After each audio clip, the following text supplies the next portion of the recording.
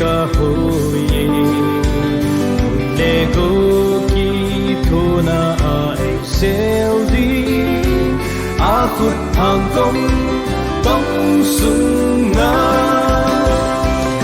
akut hangkom tong sunga akut hangkom tong sunga ito bang hong tong zong le kahoye akut hangkom tong sunga ipana Thanksgiving program mang thei dinga izit levea adidin ADC siloya madam ho ahin chole sar ho ahin chungchuna loi lagul pile pute ho chole holam kai ho pastor ho tuna minister pong de ho ahin mi pi ho jo si hewin na bon chau chunga ama sapenin ki pathu kan sei taklanin hitabang papa e pewa patin tawna kan pin he tun program anulu ni tivin papa na phan ho jo si ilhan do pi ding win upa do ngam to thang ama phan in ping ka te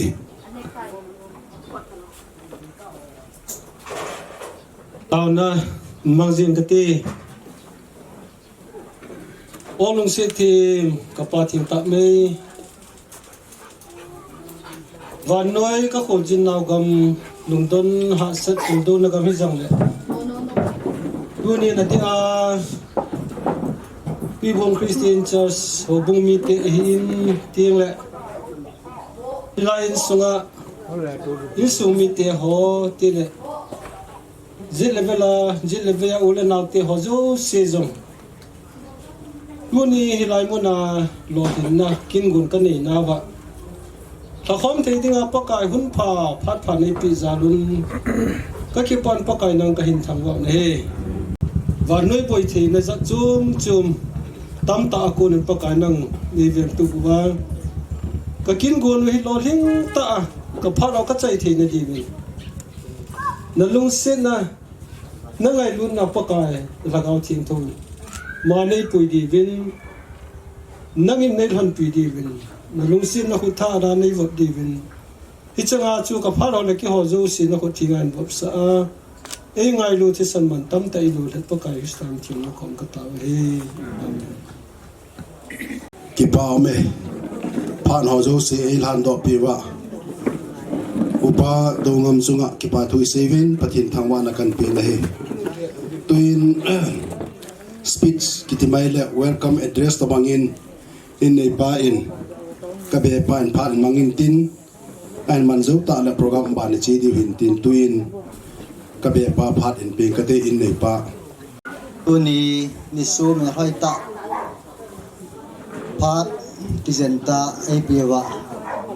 ipa upatin ama sapenta in thangwa na kain pin he dunia hichilai mona hi kaloinu keidinga kazi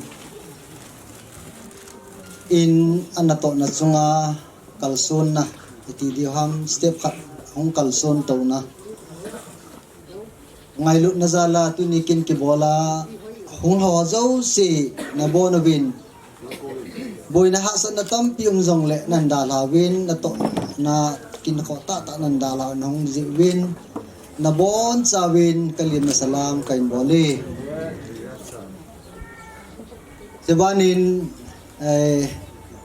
tisim neo khat ngam ga sein katin zo tin la vela katin kita lo ding hin kazol pa tu ne pa sur pa hi ki het na so le ta jong le Hichilaya Town Church pasara hong na hi tukum ai panin ka history hon kitile atu simoni het be se lo din ta san omin chiang chu ama het thei dol din khachun tam ka jong se hang katin chile hichilai mona hi ka in nei pi in lekha ain sim na an ki tho pi pe khat jong ka pun lo nomin lung se ten langa auto ho chu anai nai hong to bo pam la nung langa to lo win lung se ten malanga hong to na thei de hong to bo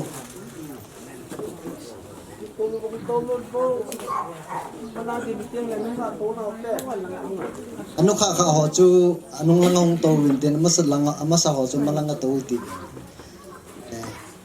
pau me dunia bi bola chilaya hi ipa vetsa na hong ke tong ham ti hi them hat ka se da nomin kain sian simon til hin gen theina kitila san na tam pi kana tu honin dunia idin mun hi kichang dingaung kita san lo chile ama yong dunia idin mun hi chang dingaung kita san lo imanga yong kimat phalo igyang na ajong phalo ahin la pathin ni puina hi anasabe se jengin alo pi be se jengin chi kaga se do nom ahin Bible chang ibet nai le sam zale som ni lakhat na chi bet nai le akile lui pa hon kada in hoya ko na ai pan pi hong ham tin ke man ting hang lam ka ven wala le si simpa pakaya ko na hong hi hi ain amilium pa ko di bet kinai le mul sang dunga ko na ai pan pi hong di ham tia ka gal do nai le wala le si simpa ko na hong hi ti ki them chaka chaki hin hizong le athu hi khat khu past tense danin kisunin khat hi future tense danin kisunin hizong la ki thu pina chu ya ko na ngam te le pathina ko na hi ti chu ahin in chen aung ke sema adang si chu tu chu min ke koi do ta din tin kai kham nei ding he de be se jingin mun na hin kana sai honin interest in jong kanala honin mi kana pe honin kham ni na ding sun ti sun kai khan ai pui ke hi wang ne lo ka hin nang khan mi ke ko di hin nang ai tha ai pat de ka ti hi ya chu tu na hi ong zo si hin kham ka ki ko mon hi a ya cho ke bi ayo ngatam zo hi ji be se lo ama sanga ba ma su nau te ne lai ha ma ke la ke ka si hi to ai ke ama chi te ke ai tan ta chu ki ke le ne ya chu ka se do nom se le 2000 hin decision khat kala ta in asunga nom lo le the lo ding ai ka ti dai training kain pat sa ta dai training kain pat sa zo chun ai le ain chai chun ain chai na chun dai training a bon na chun tu ne he ka ko a hin ong pon madam ko bung ta hi jong le sarchin ko len loi nu vice principal tu lai hin ama na de sabe se jeng in china chai le dai nan sin di viet nan sin ning sim chai le deputation na nong ding dai training center na hong de ti chan ni de sa na ni ai le ai chu om jing lai chun ong ki gong ngai le alekha jong he man tam pi alekha sim lain apiji asim ding ho hi echiong ki gon jing lai hin uncle gopi mohan hi tu nya jong ka ko hin ong thelo dam lo khat hin tin ong thelo wai jong le chun aki he sa so hi tho nai ti chu kain se do hin tin ai le biet sim na dinga hi lekha hi education apan ai thot ngai hin ama hin hari ki chai tai anati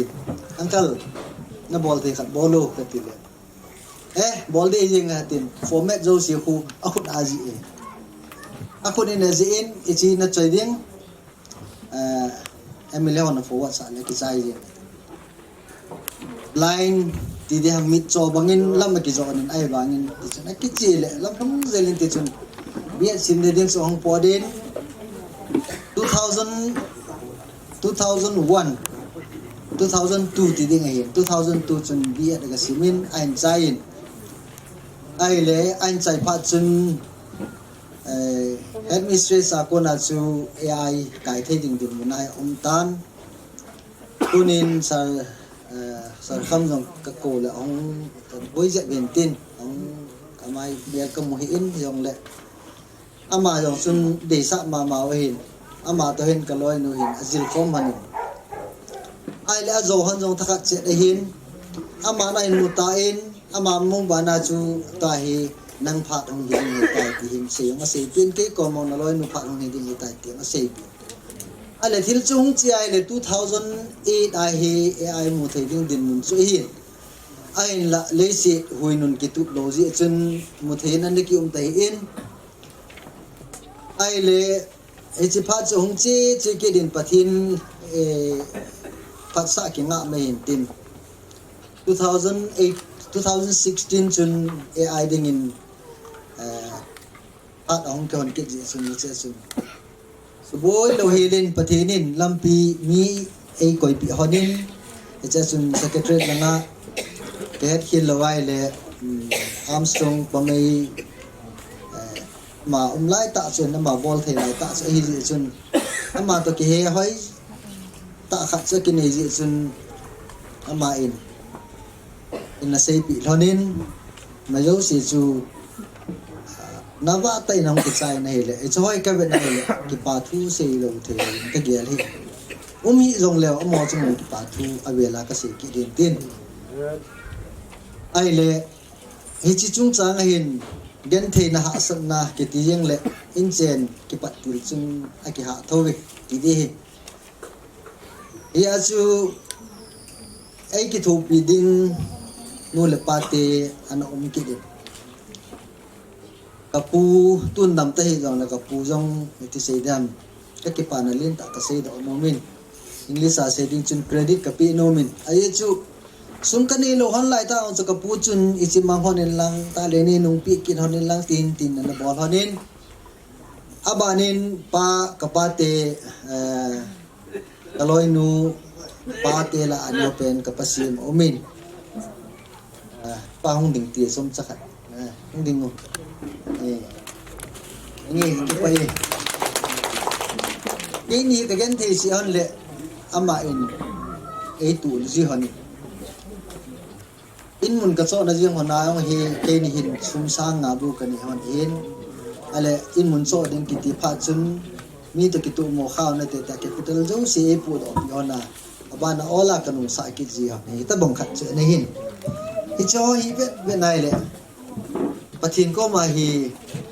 ki pa thu se lo hi zo khat le ya ding ai ko mo da ti hi ka ki ge ji jo ting le ka loi non aman tun akin ro pi no hin aman long history le kha sin dan jong ai le dang se num nong se nan te ai le tu chunga hi di bolding di hi le kha process pat the tai ti ho ma pa nai tauna ke mangin tauna ki mana chu proba bung som lu gup chang thum na aku na thil gon zo si pakaya pe do in chutin aman na gut ai tikin Diba na chun luk bung som la khat sang ko na ako isimay le ase kuy piham ti ay le ta asan ta na thumale na thu chu pathini na pi hi akiu ho chu kot ke hon pi ding hi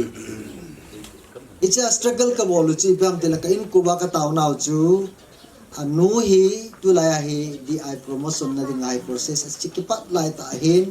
ya si bon ba cha te zo si ko ma yong bon ba pat cha ai taw di ve ti hin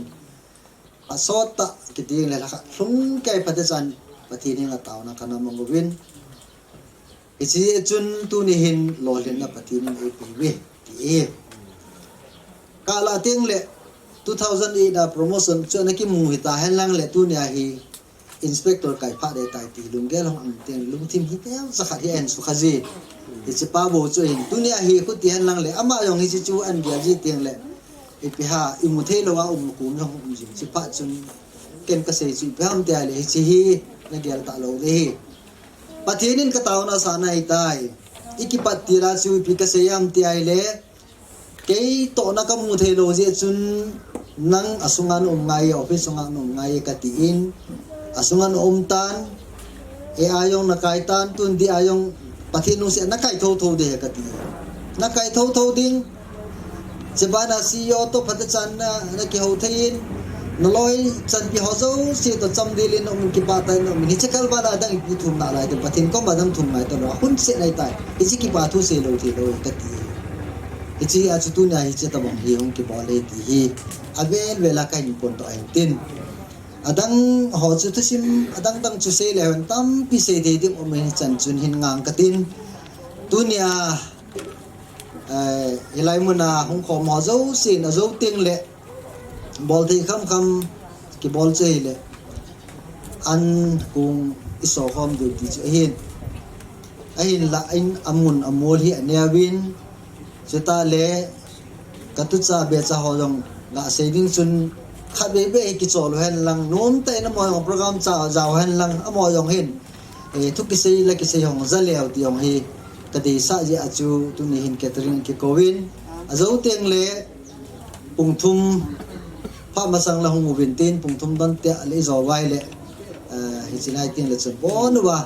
bu ne su ke di hi koima bunne lawa na kinung le lo diu ngai lut na an kung iso khom su ke di he ti ka sei do no me chuin tin ki phun do na them chakhat hin ning ka ti aje chu ke in sung mi hin ta le lo lalam in sung mi hin za nam khat hello di hin I cha hola achun them khat hin phun do in ka tin ke in sung langa ama sa penin pate hi thum kanein kapate la hin aneu pen pa hi bizanga cheng hin ahin la ta sadam lo jen nong kal song thei pon ke pa om tapuin kapalin aumin kapalin hong ding usom sakat silang kun kapato amel mo wala ki bang chet le ngai ping ko ba yaw nei kapalin nei ba so ping ko ba hin lam ka la khu abang loy na het ka lo ji ya anunga ka mana ka kai ji ji hi si chu hin tin to hi kay pa ta kay hing pa ta mi no la kapalian min ka pa mel ta khat ne ka pa tabang bang na lai ka ti no me chin tin kanulin hong ding le phante kanulin ame abanin tu hin kay nu hong ding heu dung sitain ka pa hi ga la kanung lai now te hi pasal nito no me khat aumin pasal ni hi ina lo hin no me nu azene do ta in ki ko hin hong lung nai lo hin tin chela ka chunga no me khat aumin ka chunga chu khoya mama nai o loi pa mamo hong ding le pante Disi council ho chun mel het te du ta sanome chin tin abanin kapaneu in sung kai la tem khat ga sei ta ding ka ti kapaneu hong thei jong le kanuneu jong hong thei pon adam hon pon kapaneu adinga achapa ta pen yamin thang amin heo aloi nu yong se kan hong heo pui dòng ông nghe pui dòng thằng heo aneo pen nu chỉ hiện tin tele kapalin in sunga dingin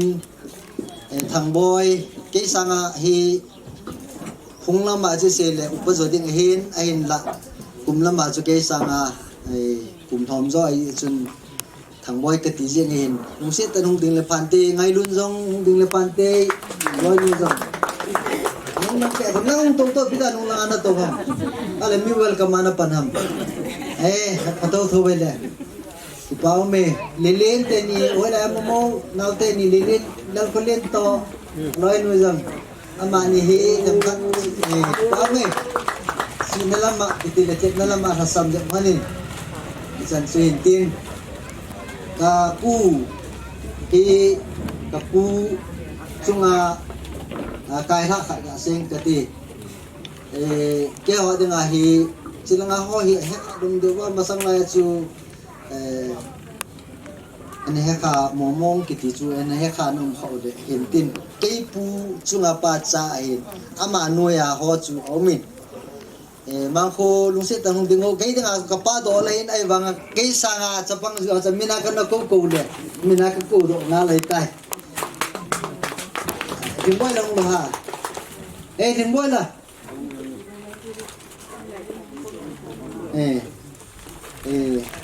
bao mì คนดังapa ngahin district council ate merhat ma dehin loi nu kasub kanulam nu kasub pinuti yang kate benu holay ma lang pe akong tampo nakunin tong momo li kanin mo chu holay lai tawam alin pen nung ding lepante neng ne ha abanin hoi thing ne hoi thing abanin sailun hao abanin simbun thang ama ko aneu pen ata salin pen hi to hi som na ni sim na lai hi silang to ta bai lang to ta tong na ni on so bai pun na on to ta lang dan sa hintin tu te lang ahin atubul pa hin pong do mon mon kate ko yam ta il thong tong dingo dili yang si tu na nang lo su ding ma sa te dio ding la amani tubul ahin atubul ta ta chei le ga sei ding a chu adam hon ta lo ya chu kan min pha lo ai tai kan ni yong chu dam lo kal chu do the lo ya chu ma zo hi kan min pha nung sang ga pung do kit ding ka te zo chun ka pania pung do ta in tun kanu adam na lain kan noi nu dinga anu ahing ta nung se tanung ding he o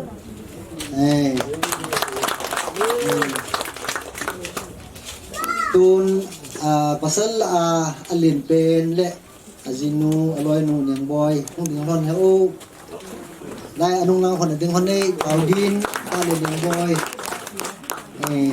abanin Daniel mahin phaya ko na indelohi Manipur police hin phaya ko na indelhon sile mamoy nung nai lo na numela ahin to ahi khatla silugri omin sila ahin hot boy hong ding na panti aloi pa yung lansin hao yung hong ding na panti hao hi kha lo mun tin sinang la chiang hin to ahi bengana to ahi ko hi ma posting hin ma yung hi ko hi ma ko nan de hi mo hin nu phal ativin ka ho hin nu lam ka tivin zo le he ti thau yong le pa sol pa hi ga din sa mo mong ta din ka ti kung si ta dong ding hi o pa sol lam ngam sa pan man la chiang hin tu din manahi town church ko Bukit Christian Church town church hi pastor hi akita na kun gamkai secretary kativin ke ho hen adang gambi yung suom na in gamkai kativi gamkai li in ka ke hom ngai in ka ke hom khedewin gamkai elizo ata gamkai li in ka ke hom khedewin sa gamkai hin so gamkai hin tin ka ke hom khedewin lang hi susan puria ma pu tu pe ti dia he pasal si hugin mo si tin ding ke o gambi amahin susan pura ding ai susan pura gambi tumin ka ke hom khedewin center gambi mana pu he hubung ading chairman upadongam kungsit anong ding he o hubung ading secretary pale thang kungsit anong ding o nga ko na to we padang paula kung lo na adang koy kahe ma sanglay ading chairman Irene pa pathangle hatchin sorry ka lahi amino ka ko kha lo pa na tin se dan na kan hai da ne adang ho hi pondok theo mai la zo le don yang pun ka pun hai ho si sia mai filat de blen ki bol ta he o anu nga aman se ti chan chu ka se ti in tin phat azo chan ge adung sit ne pan pi diu avela kong ta he chan chu ka tu pa ki pa me in nei pa ko na welcome speech dinga zo phat kan pe hin introduction to unbolin achunga ki pa tu thei seven neu chat program hi a program ko pi se vale ochun kan tol dan tong ki bang lo dinga hin a kho jong la tu nya he Chanpur district a kyu mai ja chu sim te pau pai te pau yang kan tho jong la si nai la lo tu hin tin me le pau jong aka la kan man mai the sa pau wa hin manglang ka chunga ka medam ho saron yang a het lo di wen ya chu kas man num be se pon tu ni adi din ke pam ka sa khan su program hi kino be se pu ten pung thoma en ne ding program ki tia je chen tu ai pung khat ma khai wal pan be ma hin na program mi chai wa en ne nga nga di wong num lo ding ai je chen kino be se lon program mang hi ti win an tol to hi ti win i pe la ken yong ka se num tam tam na lain ai thia le be nu yong chu tua chu langa chu receive mi welcome de om be se ta lo ding ai ai the la langa hong to do la chen pan tin ke loi nu yong chu ka loi ho langa ka medam ho ka sar hon la mu num ding ai na ka loi nu yong chu khat de be yong na lim be ka mu nu min ke yong tu ni sung ka ding ki mu lo na so thim tan hu la chun phan te langa itu ani mo anu sana mung tang ta ta ka se chu na a ke min ni mo mu ye nga nang min het chit lo wa na phachum lo chala tu ni pen chu yan sim lom lo en pau dang le kan mat mai the mo oi pen kha asilama la lo de oi lam nga nai ilak mai diu ti chu ka ngai da nei mai a anh này ngày nu yong chung tôi tặng tua hi ilanga chumi anga yong la chapon na welcome ta ta tua ngo chu ami mo ve ti na ya program ki pa nai ta ya chu ha lu pi sa ta lo de ang la hong chu welcome to ding ei hi chan chu leo cha khat kon da kai na sunga chu phat kan kila saw hin tin izole tu le langa ho introduction pu te la ho ki boltan aka na ho hi zo phat le ken kan bol din tin i pi le tu nyai program mo atu pi pen tau pi na le tin kho na thu se na pa hi pa sol pa phat hin ping ka tin aman phat an la chai le program hi nom ta la chung be khan la kan tol kit din tin tuin pa sol pa phat kan pi nei hitabang phat man tam ta ai pi wa pathin thang wa ma saw tin tuing le tu ni kin nei pa he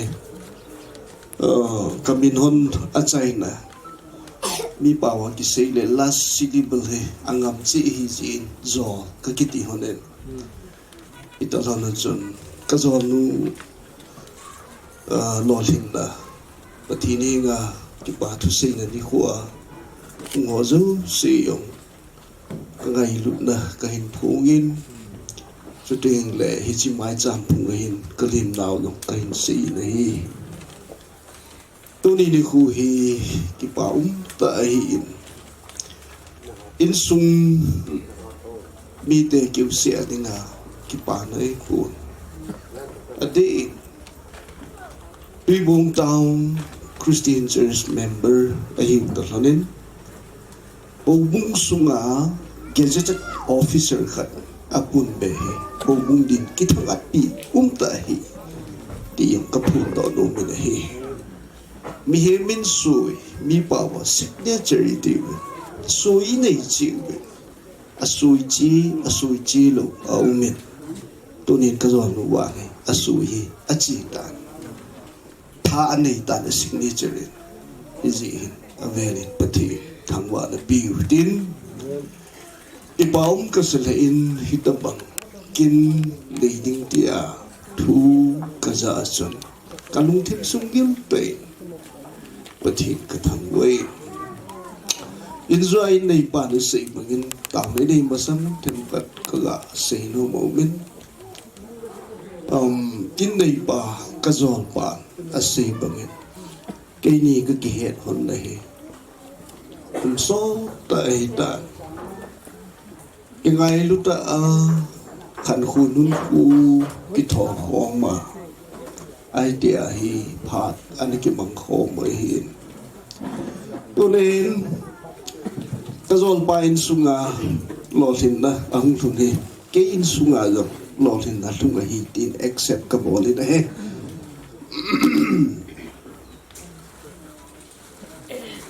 ni khu hin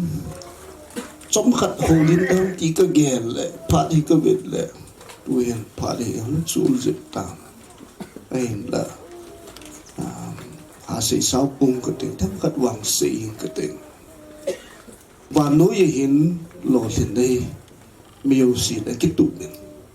ain la miu si a lo thin thei pu da hi tu ting le kha sun khat scholar khat in le kha sun la sun hiti na sun lo thin ne ki ti hi imasang wa him him zo si inei chi u hi ama na sei na huni tin sei lo thin ne hi imasang wa hi pathin ei koi pi sun ke u hi aki hambol nu ai lo le aki hambol pa chu amasanga pathin na koi pi lo thin na chu atham kha ji ati chu ti om ti ding in kap ta san ni lam ga na ji ye la pathin mi kim khat lo thin na pi a kim khat lo thin na pi lo lam ga na ji ye la le chun pathin chu si nei lang nei na pathin chu si nei lang nei pathin ga ham ti lung gyang nei kum dong chu thi e ti chu e hi pun ka su pe te ho i bon cha wa ke yong chu teng le tu ni am ke khom nang yong i bon cha wa pathin ni masang wa he lo thin nei koi pi u hi aki hambon nu aki hambon pa chu hi chi lo thin na chu atham kha ji i yong hi mi ching mi thêm ho lai ka su na lo aki mu tu ting le band sweet and kiti score min thang khare in ama ana sei do tu chang kha chu India sunga 1990 IS topper ho khain court a bolin ala sonen altikan khat asu khat kan sim khai hichi tu chang hin podo masapen ta hin sei do masapen wang chu band sweet and kiti hichi atu sei chu India mi Suresh Agarwal kiti 1990 kuma IS topper hola khane ain la soni anti kar hoita khadan sundoi hichia aman anna seido ben sweet and asut sa Suresh Agarwal ala son tu cheng chu ipi ham itin English itin akisun hilaga bepan sapa watin kenwang wa noya sapa wampu kati ai chi wan noi hin sap nam ampun British or English or wang amin America ho amin wan noi sap nam ampun he ya so ipui pat to say them chi British ho ni khang lin ga la mi kang ho an ki bo ti lu wa che ông cha đã khăn sơn nu lấy là gấu lăng là ít bị lăng hiền lại âm họ sang ta nung là sáp ở tiền là tu cái hay họ sáp pa với chị khâu đó mình và nói là sáp nằm bằng bụi cho nên sáp pa bằng bụi bắt English ở mình bây giờ English là chuẩn hit in ai cái gì này success is a journey not a destination tôi chẳng hỏi tại cái gì này Ben Sweden ana sei do sahin 1990 IS topper Suresh Agarwal court abola ala sona article ana su kana sim doi me success is a journey not a destination hoi tai lolhin na pachan na kiti hi destination ipha na ding bidoi manju kipha pon lamzo khul jin tabak ahi adi he tunin ka zalnu mem singnei lam he tunia he ama a destination atung nai poitin la within still sees on a journey lamzo khul jin tabang ina la yin tunin DI Deputy Inspector of Schools tin kisayang le a destiny ay nai po ama pan na alor na ding kampi na lai ti isay pi no mo he Zechun hisi sweet band sweet anim asay Suresh Agarwal ala song asay ito kenjong kapomin me min ho hin lotin nei akon na ampu lotin na akon na chu san hu hi na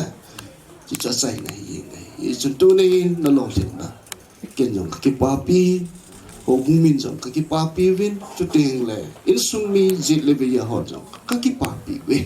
các cái papi nào chung cho nên nằm mà khoa giống tu nia sang à kalbi aba nong kalbe ding giống hi các gạo đó we thì giống cái gì đó nó hi tu nênประเทศแรกคือประเทศเห็นสิ่งตัวเองก็ติ้งสมบัติเกี่ยวกับเดลพัดชนสุขแบบเสด็จเต้นประเทศทุลังอันนั้นสิสิ่งเราเด็ดเยซูคริสต์ฮิตีนอาเซียนมีกิสุงาเจงโลจูทิ้งบะเกล้ากิไปต่ออากอบจีบังเงินอากิไปต่อจีอาบากอบสะเจงซีจูอากิจำโฮมินไม่จะอากิเลดูอินอากวามจีตายเกสุงาณเจนวะกษัยจังสีหินสุงวะอาเจนเลยนกุจันทูมุนตะบอลปีดิงในหิเวกิตินลุยละงากุนินซองทีมกาวเลยขบัวกุนินซองมุนกัดกะกาสิมต่อนมกิดินตัวนี้อีกินุต่อกิตัวอินเดนิล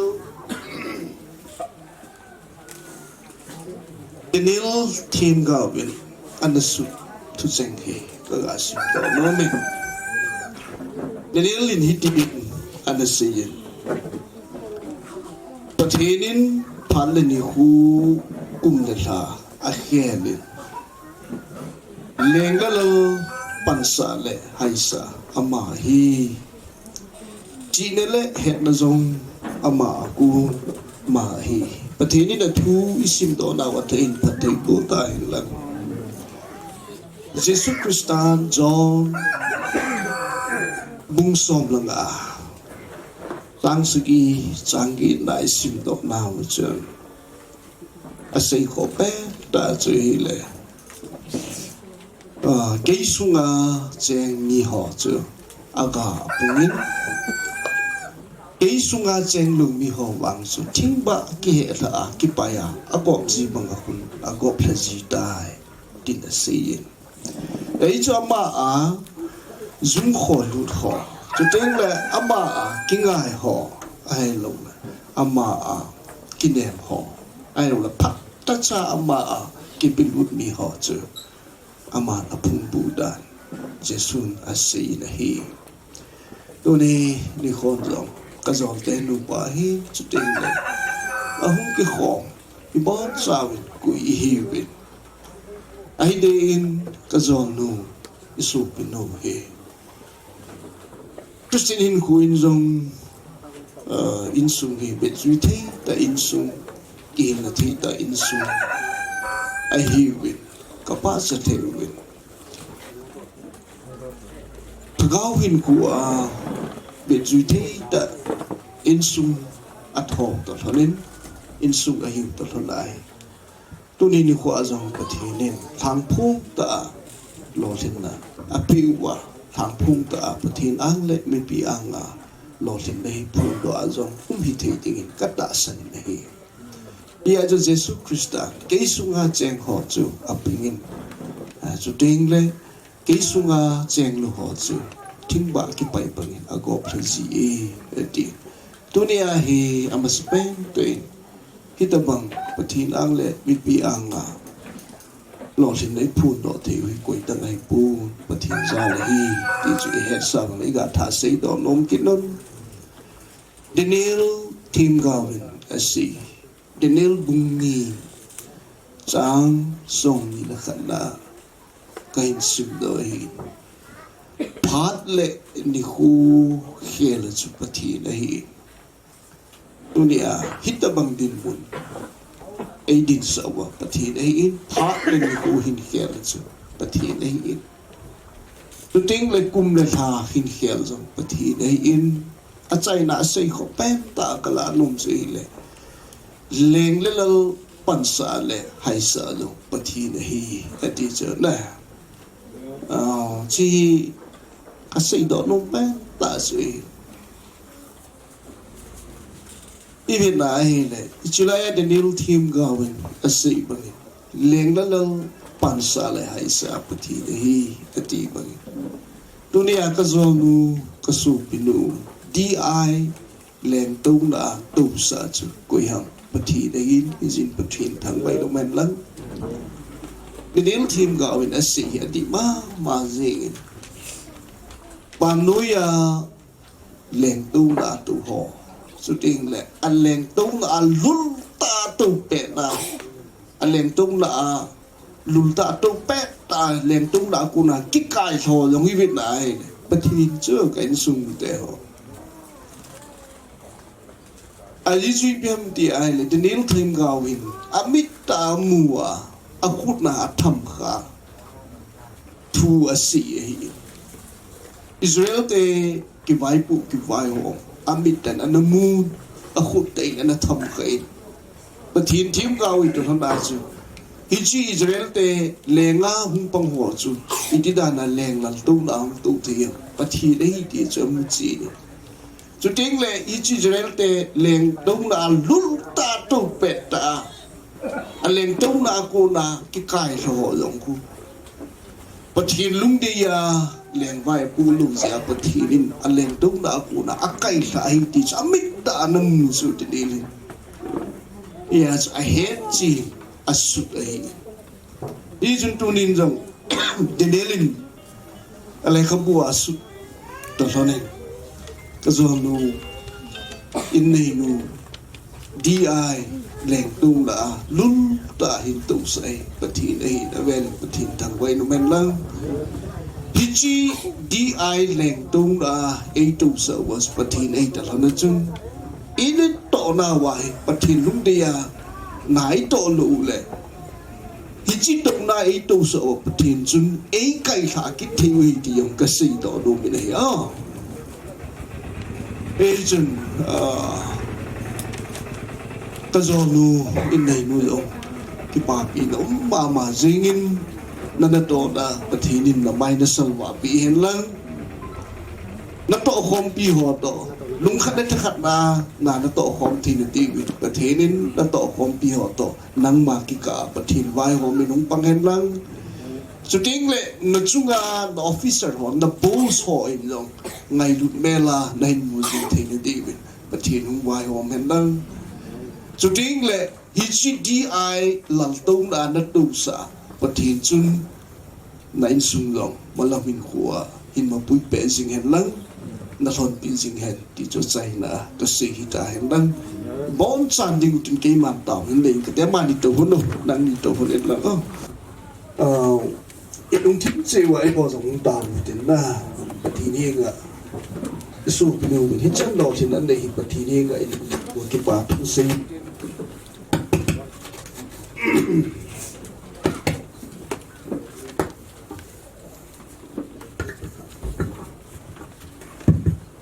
lon hin na hin pi pathin thang ba na pi hu chu ting le twa ha ma he din mun tha is a new assignment to ding tha a hello la mun tha hung lu ding ai ta ya pathin na to na pathi fu a thon pin ding yong tao pi hu tin bon sao with ilung wa tao tin ke ma o gi nga kang tao ding pastor pa hin hobung chairman pa hin ting le in nei pu hin ke ho li na chunga khut kan ngap diu kin o gi nga tao ma kain man de ong ngap no tao te leng zu si leng pakai zu si pakai hat chung nung ka pau thi ta pa thi tu ni khoi phat hoi ta nei pi pu thon da hichilai kasu pite sunga na min the pa na na kin thi ho ka to thi zalwin ka ki pau nang ma ka thang bo we pakai tu ni ade sinin kasu binu zalin ka ki pau nang ma ka thang bo we anu oi sunga tuisi ta banga hong kizila ko din pakai thaga win na hinum piin lisina tibukim sele mel hoi selin nangin nahin pin sei thagawin nain wa khangin ololin hong khang linin mi piring ta nain sui na thu te bangin anu apa tha kangin azi kol che pakai nagin na pi ai nei pu to phati na pu zalin chanu chapa zo king set na pi zalin jong nang ma ka thang bo na hi tunin kasu pinu hin hu hi o la hin pu khang la hin ba khang ga pati nang ma nei si na velin nang ma ka thang bo na hi pakai tunin san gia nagin na pi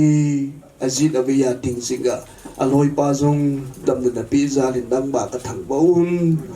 chuting le nangin anau bu ko to hon pi na phat thi bu na cha te zong dam na pi zalin nang ba ka thang bon hi tunin cha te zong pakai mi pi hing ta su ta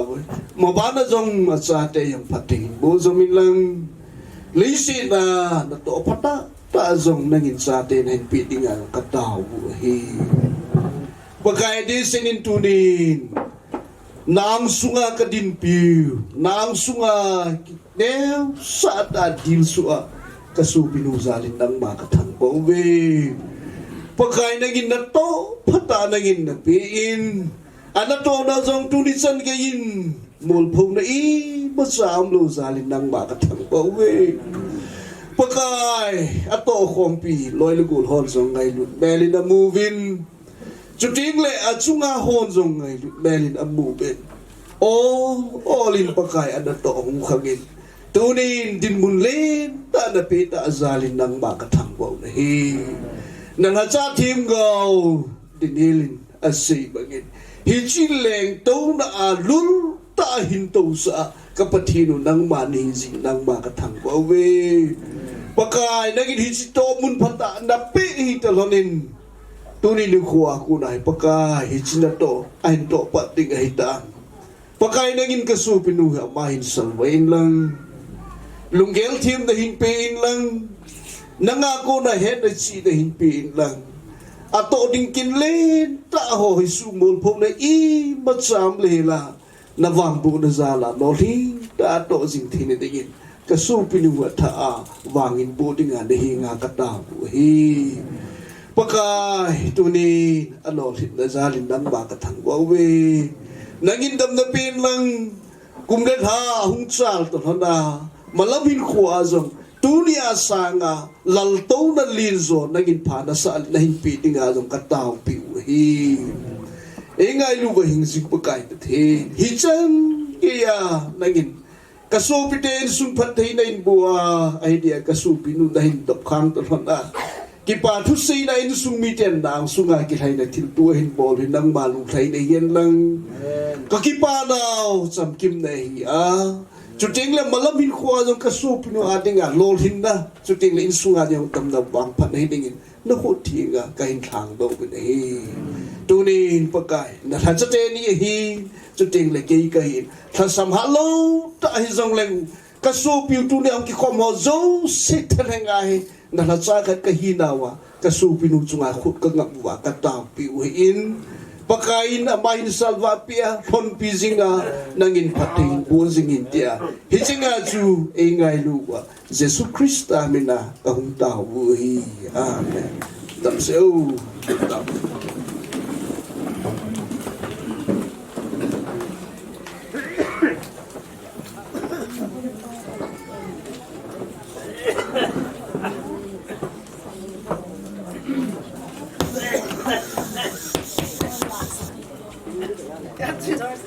ipame dunia kini bol nawa kin tepi pen pastor pa minister pa ko na phan ho ichai thei jiven pathin thangwa na kan pin ama sunga ki pa to kan sei ne he ton hello program aban chi ding he to kironin program aban ichi masangwin ADCC lang ako na staff mo egi sir aduga Madam Singh kana lagpra amtali khatbiro request please thank you tota wole ana ho hele in nei nun zon am pat speed nei pat le boarding alom aloi egul kilomta ta ama ya lama hin bol thawin tin ke kon da ka hin akan bol chan chukin tin tun program ban na che tivin holim na a hin lut diu hai tan holim na hi in nei te kin nei te kitin kin nei te a holim na nei ma sa pending in sunga minu kanu ting hoi kanu hoi kanu in mang ma sa penin tin an man zau ta le a in sumi adang ho chu abana phat kan pi ke din in tun ama sa pen kanu hoi mangin tin aman an man chai chai le tunia Thanksgiving ibor pi no Mistress King Nailam Deputy Inspector of School ama ko na speak na ngai diwin tin tuin nang holim na phat kan pe na bol ding alom na bol lang na sei ding alom na chom khat nang ma phat sunga he phat kan pe jo nu ngai wa phat dang na man te ta lo de hin tu na de ki se yan ki pa na za la hung ding do ka hi in hi ta bang mi tam pe tan mu no ma mo the lo hi ta bang wang phat na ki pa na ki pa na pa che na kon le puti akon ki ti hen na nu puti nu le pa ki pa na pa che na ki pa na hi ta bang phat the bu na ka san ho hi ka san di wa lom lo hi jong le pa chin hi san ge di wa so i pa ta ki ti jong dang di nu ni pa phat le ka si wa hi le ka ya ka ki pa ma di ni ki ba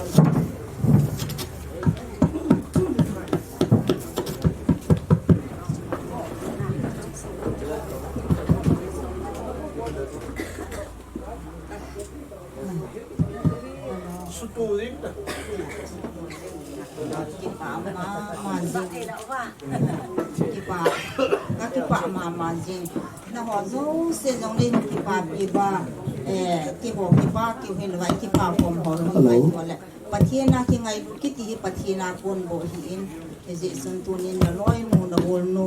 kasanu ka mo nu na ngai lu je van ho zo seo na ho hi in ke ho ka ki pa ni wa ne ki pa pi hi in ka ki pa ma jing ne he tu ni hin tu te ki ti han la he le olam tin thang te nu pa in puis ki pa na anun oi sunga hin ko iti ham tu ni hin apam ta hi han dang zong la anu adam na lai ki ho apa zom ta pon apu te ni hum le sangya ki pa ban de ham ki ho hi ngai to zong le ki pa zong tha se zong a hi ba nga ki pa ni hai za su tha se lo ki heo kim ne yang kan ti me he ka ki pa in pi se thiam lo ka hi po in ngam boy sei ta ma bang ngam boy kham ding a hol hon le la amu zo mo hon po in sin kham ki ko kai hon atin pisipa nga su kham ki ko ma hi hon sin tu na hi ki ni ma sa ka sei the lo wa nga su athu in ki pa vet sa nen hoi hon lang hoi hi zo na thin pe ne ka wang me ka ti ze a ka hung din he bo ve ke ipi ken amo hole khasib ading ka athu ala jong su ka he pon na kisla ani ka ho se ding ga pon ka ki pa ti le ahu lo the le ki pa je ngai hin ti bangin anu la pan sanu san ta ka le kha thim ta ka na ni tu lai hin pastor pa na se jong so nan ki te na kha hi in ai pen lo so ko ma sa sang lo kai lam nu he gun su in le kha yong thim in agun su ja hisan pathin ma ba na ki tho ki he ti jong ke ma sin da jong ka he je sun ki pa chin neo kan bo no me thu ni hin ulang tin thong ta lang jong le a hoi lo chiu som ko kin ne jong hi pon neo ka sil pi no me si ja su ama zo ding ma sa lang ama sa pe ne say for no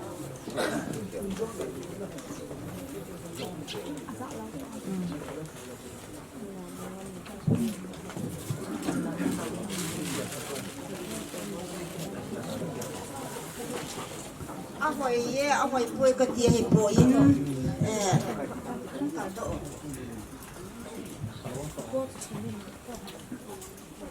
punya hi nang mi banga hi nang pa nai ni wai ja su ma sapena nang ko si di ka ti so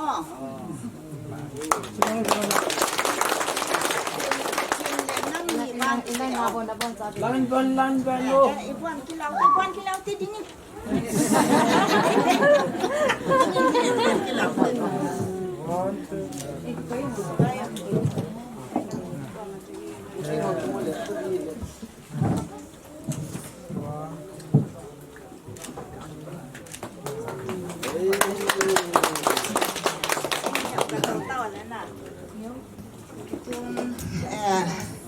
các kịp pain pun về kịp về thế là năm mùa xong mai mày đi hiện ngắm bôi khám qua kịp quảng hoa này ăn gì dễ chơi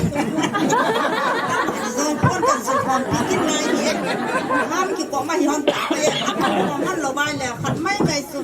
nó mày khăn dòng chui xuống à gì pan apan pi lầu ba son lầu anh nó mày lầu pas sang dòng à gì nó kịp thuộc pi lầu lại mà sang hay lầu hiện gì rồi amani he pun khát aki lung khat si hon he pon kan sul khom pi de hi ka thu se de sui sam sui ta ho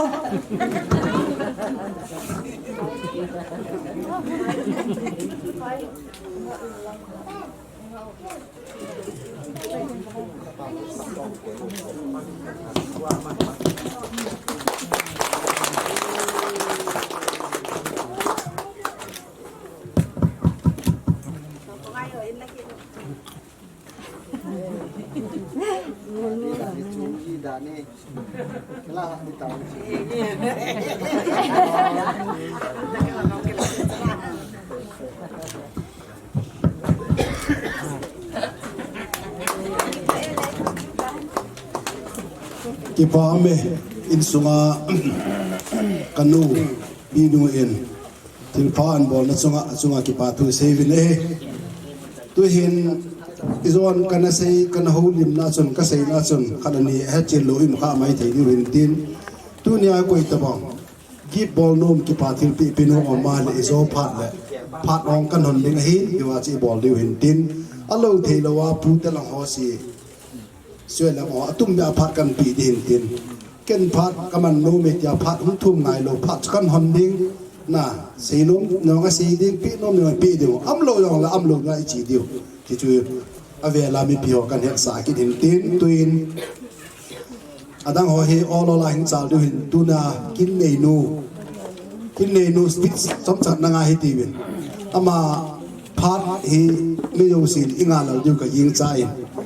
ama yong hin tam ta an sei mai the in tam ta yong sin tin chong la hong ho zo si yong hi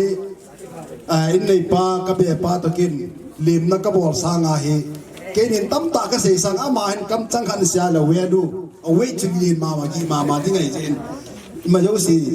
awa da pa yo sin sei to ding la ma bat program ang chi hoi na ding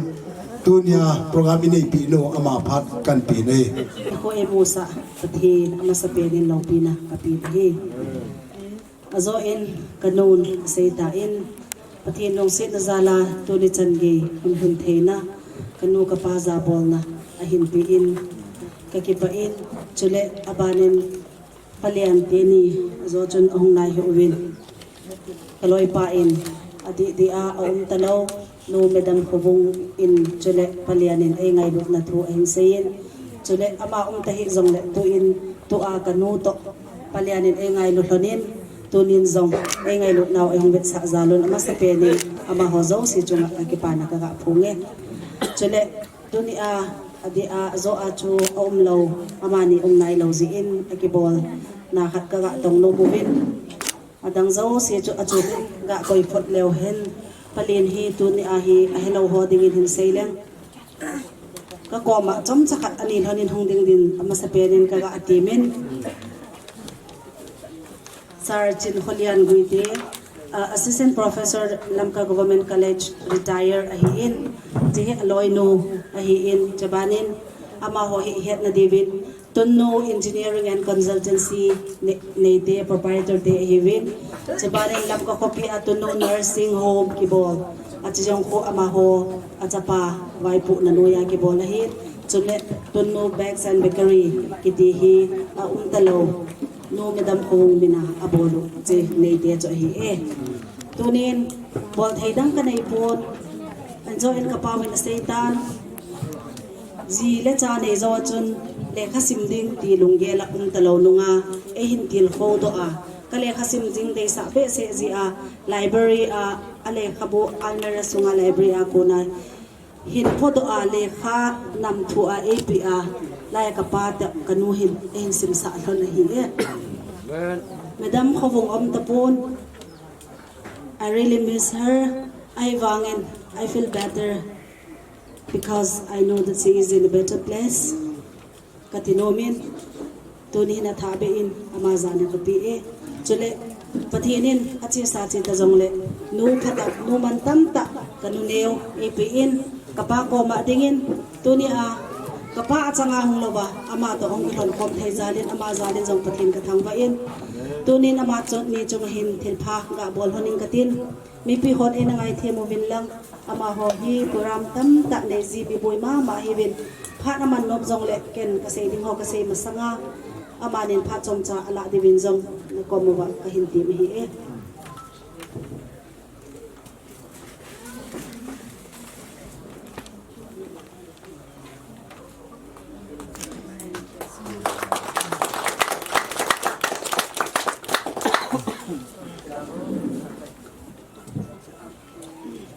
One, two.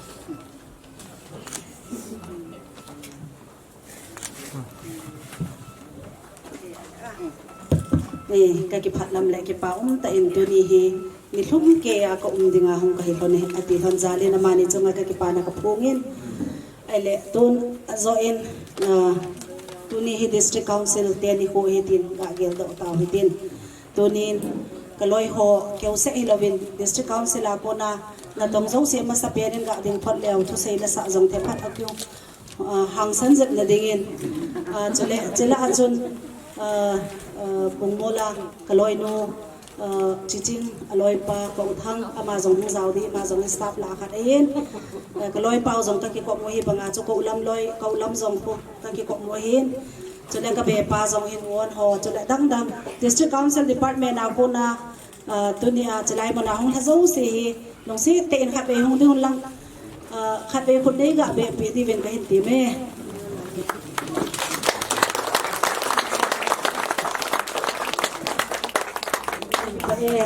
PWD department and lang education department na ko na jong su Kevin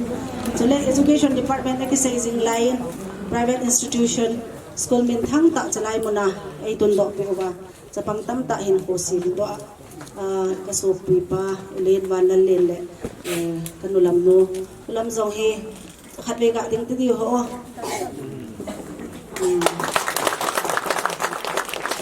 ke ho ka ki thang an na pe no chi le Dr. IS MCS ho hi ke ho sim do e tunin enzo a kanu kati pi na kanu in asay bangin kanan ni ko ay law la lasik ni ko aman din ke gyalpon pathinin ay long sit na zalawin kanu le kapan ay nasaylet sa ilho adang ho chu kasay nom pon khat kasay nom chu hile adi se na polsom kasim lain kapahin kung sai conference kiti khat nam sunga khop khom naw men hichiwa chun kosunga mi zo si alen aneo akum hingla hinglo tizingte akito thei chana ki tolen ke yong cha katha no ma jengin kapan che ba sei chi piham boy chi do hin nang aji chu pol som na pas na hi in jo achana zaw nai lo di 80 in ke yong chu ku thimin kamit khi ke the in lung helum dan dan cho kosunga chu mi talo je ge hi ai le cha chon chalai ta ka longgel chon ka pa hi agi lo ta be kanati hi ai la aphat dan chu kapai hi honung thil hung thung ding mo saw khat an hi in kana chi na chi sa lo chu ke jong ha sal he jong le kapa thu ngai in kana chi ta hi in mi zo si cha ki tol su ke in che ku ma chun metric exam ka hit bol le a tha nga chun ke mo se na in third division in ka hung pass in third division hi bang chun ka ki pa ma jing mi zo si jong ki pa pi in chu chu kapa in e na til ko na apul ki pat na athupi pe na hi in tunin kay noya la kay kum noya la hong khom ho zo si nga ka se nom chu no le pa thu man hi lo thin na hi tu nia ka hong din do theina chalai mo na iki pa khom theina hi ka pan chi o boy atina ha sale kana sa chu kana pal tana kan kana ngaya tu nia hin khu kana ban chun tu ni chani ei pui lungin ka mu e ji chun hi chi kil ta zo si hong khom ho za ka se nom hen ka pan sa te hi zong le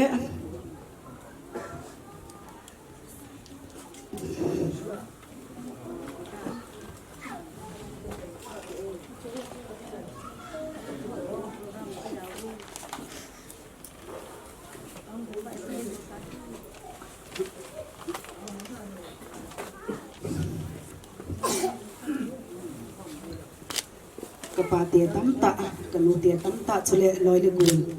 tamta engai lo hon na zabin kalon hen hi tuni ni ko hi kapaza jong chun kan sei pi dan adi in kapaniaw min kapaniaw jong nan kalong mongin chule kapati dang dang jong nom na win til pa e bol le achi sawa jong ki pa in tin adam lai ho jong ki pa thau thau wen te na e chi cho ka ki pa na hi tin ga phong jing ka tin ka pa ka ngai lut na le ka zan ka be sa nei nei la pi ulang nei gel pi ho bo che ba nen tu ni hin ka naw te zo si jong a zo in tan ama ho jong a hung ding do the vin gel ko ta in ka mo te ho jong a bon vin le mary now exam jin hung the pon ma ho zo si jong atum be na vin kapaniaw min en lam kain kanalin to ang handil chin selven ka uza mahin kakipa e na chung chi wa atung be en ke ma kanu na sei ba na zong ka bela hintin chule tunia lol hen nahi zo a sei bang anang tam pi sei ta pong katin lol hen nahi pakaya ko nahi lol hen thi dinga hin ko e pui pathin vel velin ka thang wa in chule kahin ko bullanga e na kai hoi kanu le ka pa ba na ko e ho hen lam chule adi di a hichi thim jal na lama hi kapaniaw ka su min thailo le chule ama abon chake ya credit atam zo kapi jing ke ka su min thailo mani ain chule achai na a palian te ni lupa tu di a hi ama ho zala lai bona hi bi at sinding hi lunga ki gel khalo ilunga jong anaki ngai to talo zinei chanei zawa chu lekha sinding ho na talo lunga lekha sindinga library a ko na lekha hin la do a ei su to thon jing ji a kasim ji ka hin ko a ka su min thailo ka ki pa na hi e chule well mister atom chom de zo se lai ho hi nong lo jong le ngai lu na ho zo se za la hi ke yong na ang wa hi ding the ya na kam ke the na lai ong hi ji in avian via de na chong ke pa thu ka sein chule ho bu ho jong tao na iti azong e tha sulo ama ha zo se chong azong ki pa na ka hin phu ki nin chule royal family te cho athio zong le kap ngai pu ve thi vin ke royal lo dan ka hi hin tin de ngai thiu vin lang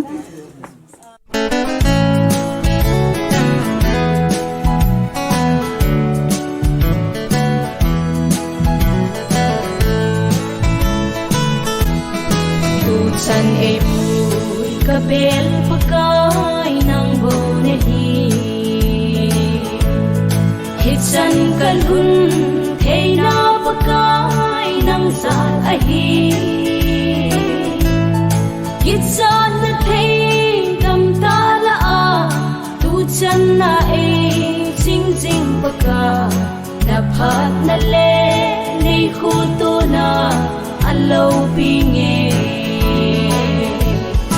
Ebenezer, tu chan nei pui kapa kai ho,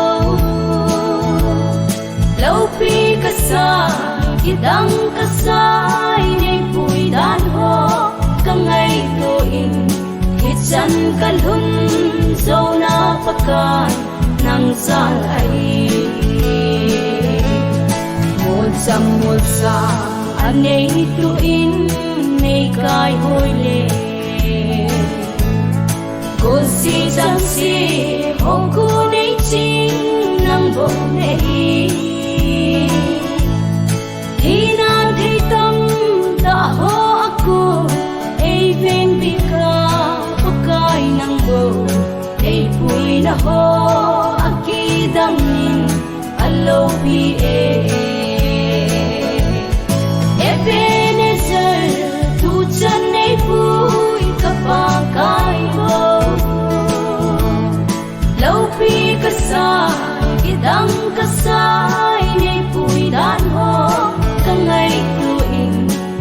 chan kalun zona pakai nang zal ai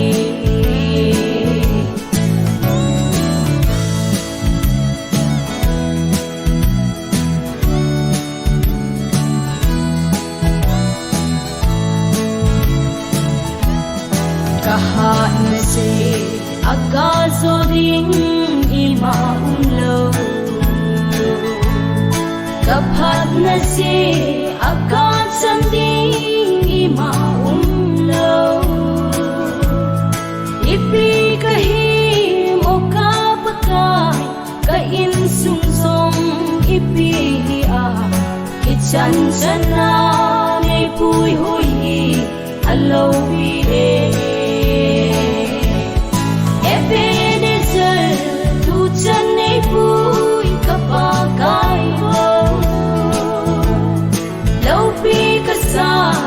dang kasai ne pui dan ho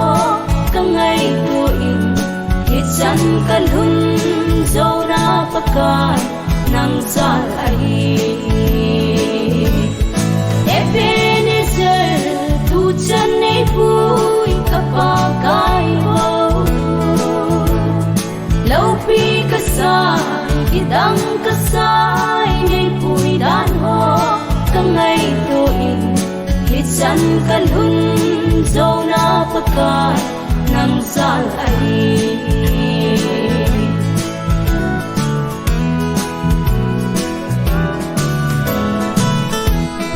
tu chan e pui kabel pakai nang bone hi hichan kalun theina pakai nang sal ai Kitsan na thay kam ta la a tu chan na e sing sing baka na phat na le nei khu tu na alo pinge ebenezer tu chan nei pui kapa kai ho lo pi kasai kidang kasai nei pui dan ho kangai tu in hichan kalun zona pakai nang sal ai mo sa anei tu in nei kai hoi le ko si chan si hong ku nei ching nang bo nei hina thei tam ta ho aku ven bika pakai nang bo ei pui na ho akidang nin alo pi ebenezer tu chan ei pui kapakai ho lo pi kasai kidang kasai nei pui dan ho kangai tu in hichan kalun zona pakai nang sal ai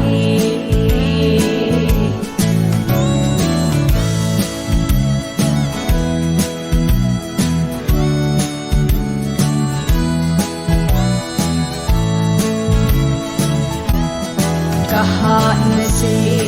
agazo ding ima umlo kaphat na se agat sanding ima umlo ipi kahim o kapakai kain sungsong ipi dia ichan chana ne pui hui alo pi ebenezer tu chan ne pui kapakai ho lopi kasai dang kasai ne pui dan ho kangai tu in hichan kalun zona pakai nang sal ai ebenezer tu chan ne pui kapakai ho lopi kasai dang kasai ne pui dan ho kangai chan kalun zona pakai nang zal ai kahat na se aga zoding ima umlo kaphat na se aga chanding ima umlo ipi kahim o kapakai ka in sung song ipi a ichan chana nei pui hui alo pi Ebenezer tu chan nei pui kapakai ho lo pi ka sa idang ka sai nei pui dan ho ka ngai tu in ichan kalun zona pakai nang zal ai Ebenezer tu chan nei pui kapakai ho lo pi ka sai idang ka sai nei pui dan ho ka ngai tu in ichan kalun zona pakai nang zal ai